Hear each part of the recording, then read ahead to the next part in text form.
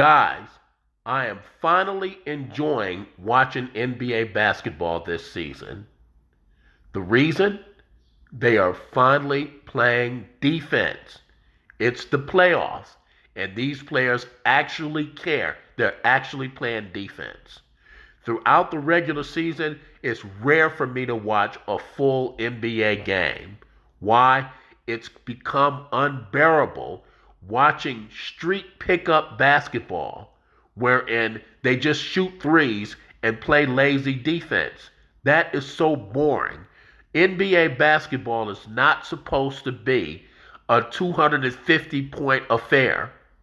Okay? That means they're not playing defense. The All-Star game was awful this year. It's time to make a statement. Get yourself a defense is half of basketball t-shirt. Whenever I'm asked about my personal top 10, I'm never quite certain of the entire list. The 5 through 10, or actually 6 through 10, I'm not very certain about those positions, but I am certain of the top 5,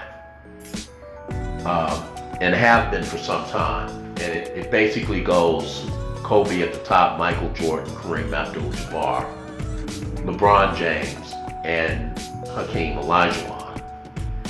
And that list is heavily drawn from basically the all-defense team and excellence on defense over a sustained period of time, which even I have to admit that LeBron was all defense for 6 years.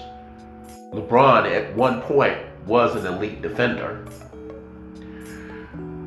But I could never really go much deeper than that. I guess I haven't really thought it out very clearly.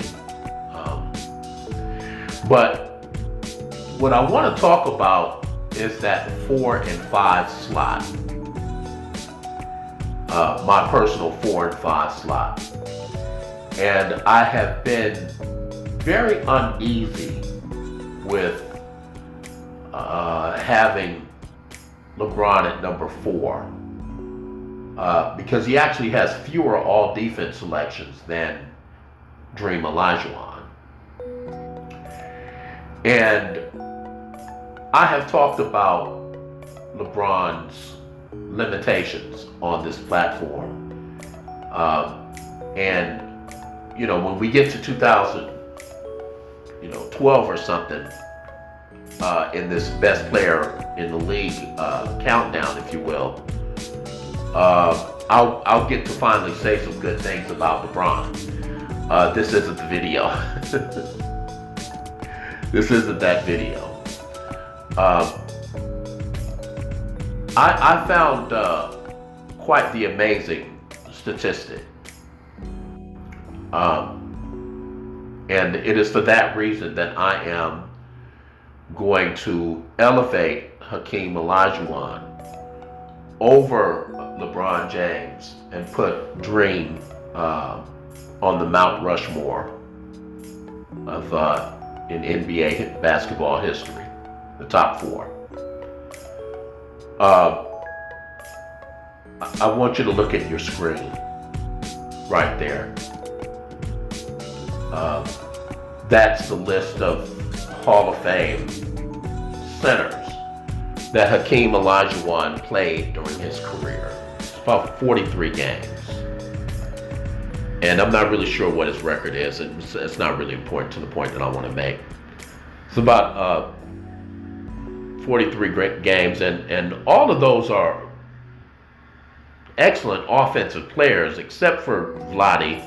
Vlade doesn't really belong in the Hall of Fame based on his NBA career, but he certainly does based on his international career.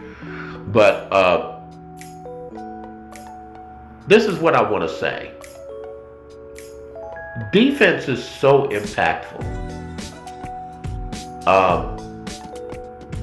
And it really is the name of the game. Like, last year's Denver Nuggets team, down the stretch, best defense in the league.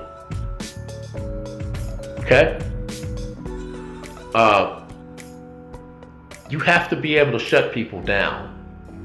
And your best defender has to come to play on both sides of the ball in the playoffs.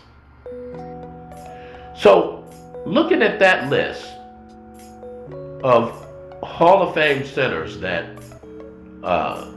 Dream Olajuwon had to play during his career, I want to inform you that only Kareem Abdul-Jabbar in Dream Olajuwon's third season can claim to have scored 30 points in a victory over Hakeem Olajuwon.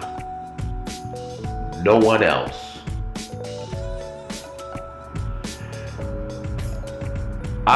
And I might add, during that 86 season series, remember, the Lakers lost that series. The Lakers lost that series. So it's not like,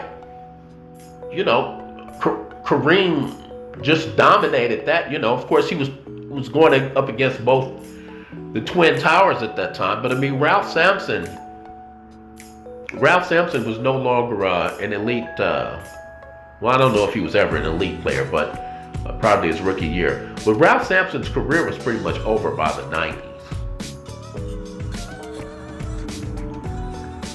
During Hakeem Olajuwon's prime, no center put his team on his back and led the team to victory over the Houston Rockets. No center can say that. Okay? So when you have that situation, and then I can point to just this very past series between the Lakers and the Denver Nuggets, when the opposing team's small forward has a damn near a career series. That's how you end up getting eliminated. That's how you end up 4-6, having played with the most talent of any top 10 player in NBA history. That's how it happens. I don't think we need to really go through too much of an examination of the 94-95 season. I mean, this is, everyone knows who the best player in the league was. Of course, Michael Jordan had retired. And Dream led the Houston Rockets to back-to-back titles. And my criteria is, the highest scoring member of the all-defense team.